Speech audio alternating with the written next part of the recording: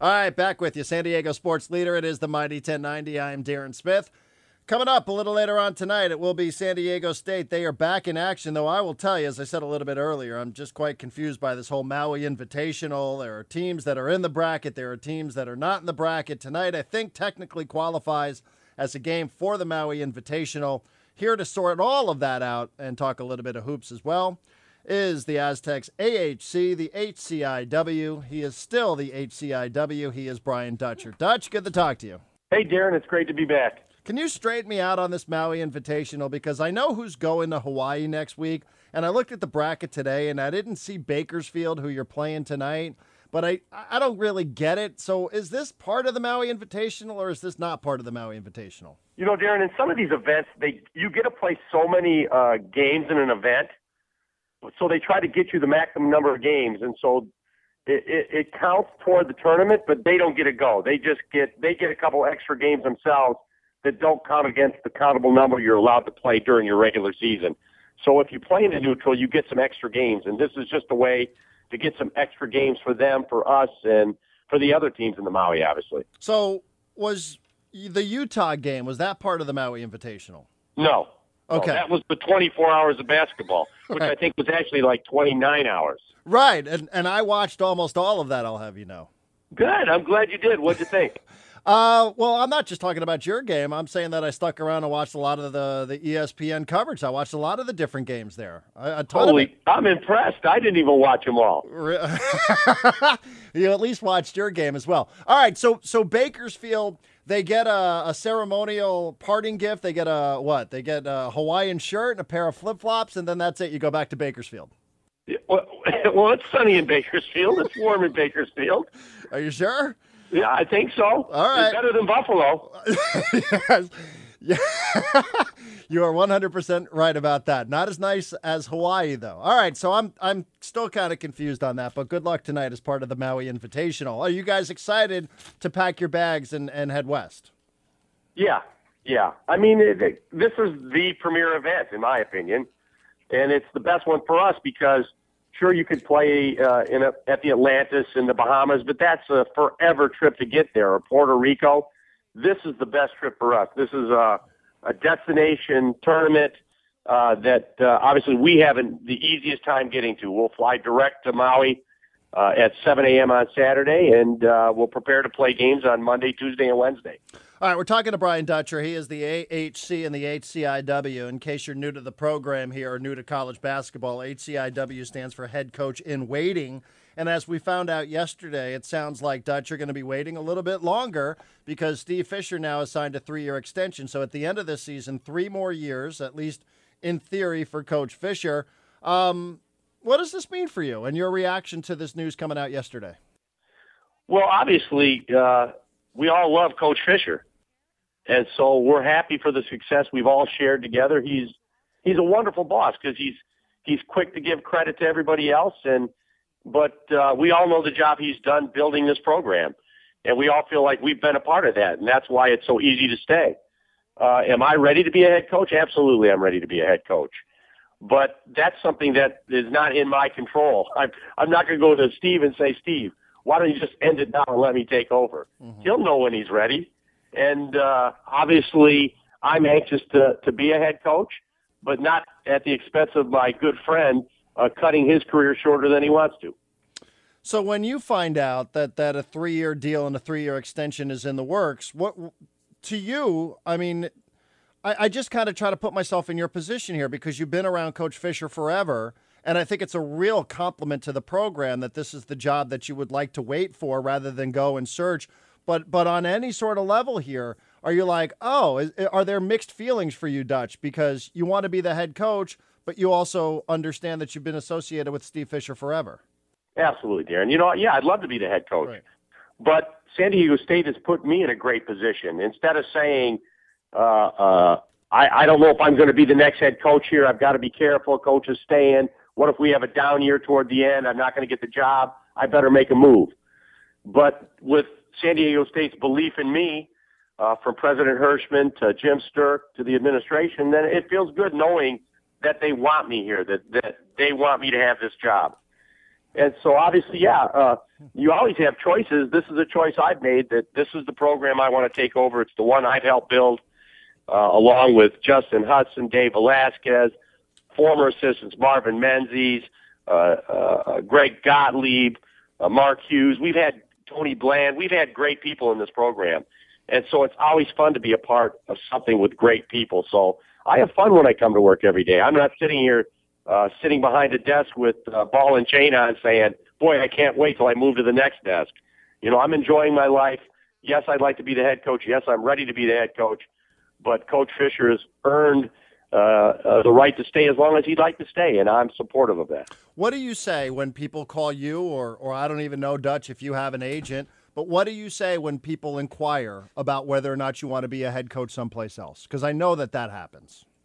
Well, I mean, Darren, it's always flattering when people call you. It means they recognize the job you've done where you're at. So will people continue to call? Yeah, I hope so. I hope they call and say, hey, Dutch, we hear coach has signed an extension. Would you be interested? And that's always flattering. But I think they also know that this is the premier program on the West Coast right now.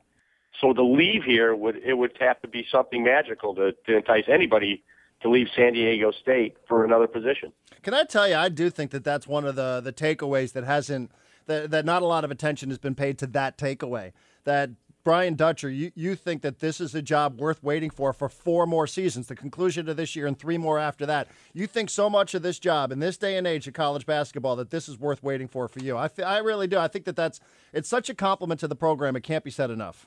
Yeah, Darren, and coaching, I think we've had this discussion before. Coaching is a marathon. It's not a sprint. Right. And if you want to make it a career in coaching, you have to make the right decisions. There are obviously jobs you can say, well, I'll take this, I'll be a head coach, and I'll be the one to make a difference and turn a program that's been in tough shape for a long time and be able to survive that. You know, so if you have to make the right decisions for your own career. And different coaches have different paths. And this just happens to be the path I'm on. Did you try to encourage Coach Fisher? You know, are you sure? You sure you're 3 more years, Coach? Are you sure? I don't know. Did you needle him a little bit? You go on. Well, we go on a 2 or 3 game losing streak. Coach might say, "I've had enough today." So who knows? You never know, Darren. You know, Coach feels good right now, but you know, I think he evaluates it every year. You know, he signed a 3-year contract, and obviously we'd love him to stay 3 years. But I think when he sits down at the end of the year, I don't think he'll say, because I have a contract, I'm definitely staying 3, 4, 7, 8 years. I think he'll continue to evaluate it at the end of the year. All right, we're talking to Brian Dutcher. He is the associate head coach and the head coach in waiting. San Diego State plays a little later on tonight. You can hear this game on the Mighty 1090. They'll be playing up against Bakersfield. You guys are 2-0. What did you guys say to the team at halftime of that Utah game? 18-17 was the score. Just so proud of their defensive effort. It's as fine a defense as I've seen played here, and we've played some pretty good defense. Offensively, you know, we took some shots. Coach charted the game. He took first half 2 shots that he considered questionable. You know, we had open looks that we didn't make. The second half, we probably forced the issue because as the game drags on offensively, you get a little frustrated. You try to press your game a little bit too much instead of moving the extra pass. But, hey, that's part of coaching. That's what we're here for.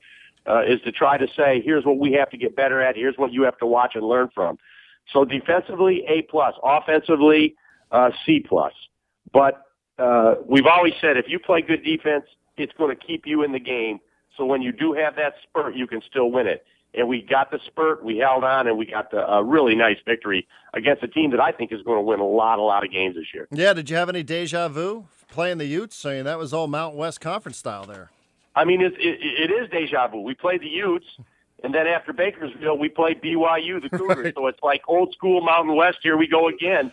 So it's kind of, I'm watching BYU on tape right now, and it's like, it is deja vu. They're running the same stuff, the same program. It's the same coach, Dave Rose, and so we'll have a little reunion in Maui and throw it up and see who comes out on top. I'm sure there's no formula for this, Dutch, but if you were to estimate it for us, or how much time do you spend in practice working on defense versus working on offense?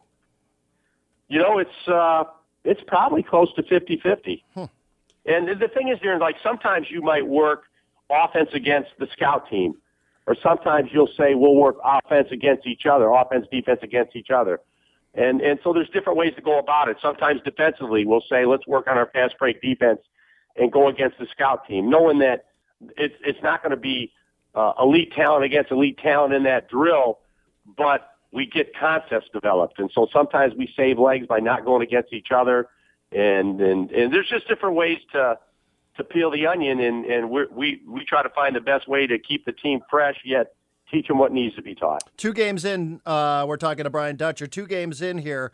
How do you think it's going with this level of talent that you guys have here, the surplus of talent?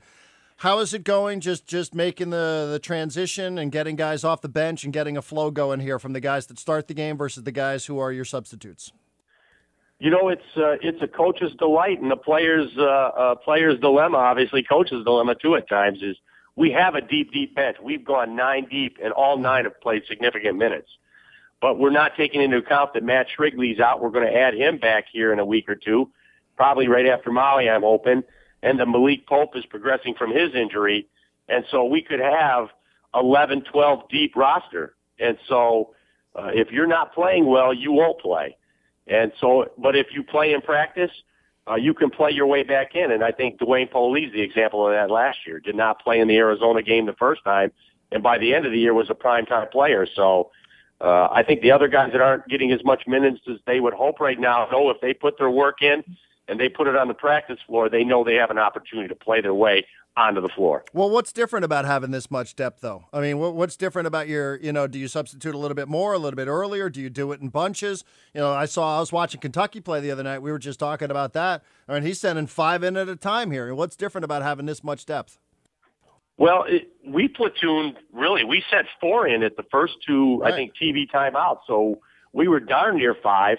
And I think if you're still searching for an offensive identity and you don't have that go-to guy that you have to have on the floor, then you keep fresh legs out there and you create tempo with your defense.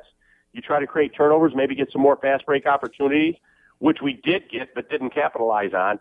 So if you don't have that primetime go-to guy in your mind right now, you say, let's sacrifice, let's keep fresh legs out there where we can keep the heat turned up on the other team. You know who looks like a really an interesting player? And again, it's 2 games, and you've seen him a million more times going back to last year when he was redshirting, and now this year just for a couple in all the practices. Angelo Chol. I mean, he looks like a pretty reliable player for you guys down low on the block. Absolutely. I mean, Angelo's a physical specimen in there, and he imposes his will on the opposition. He gets in there. He uses that big body to throw that nice soft jump hook up in there, and he runs like a gazelle. He gets up and down that floor, and he's going to create problems for our opposition. And it's nice to know that Skyler has been a wonderful player. And so we have a 2-man unit there that we can keep fresh legs and hopefully take advantage of that. There are times, obviously, people have asked, and we will do it where we play them both together, but it's going to be game-specific, scout-specific, and I think those 2 together will be tough to deal with once we get to the Mountain West Conference. You guys have so many options. You have so many different ways to play the game. I mean, it's almost like an embarrassment of riches how many options you guys have in terms of putting 5 guys out there on the court. Yes, we do. We have a lot of decisions to make as to what's the best way to attack a certain team. And obviously, as coaches, we're hoping we make the right ones, but there'll be times where we might get caught with the wrong group out there, and we're going to learn from that like the team is going to learn. We're going to watch tape and see which units function best together. Because as much as you practice until you get into game minutes and put them out against other teams, you really don't know what you have. And we're starting to learn the identity of this team. Well, hey, Dutch, 2-0 start. You guys play tonight against Bakersfield. People can listen to this on the Mighty 1090. And then off to Hawaii you go for BYU and the Maui Invitational. In Dutch's words, they're the most prestigious of all of the preseason college basketball tournaments. Dutch, thank you very much. Safe travels, and we will talk to you next week. Thanks, Darren. Have a great Thanksgiving.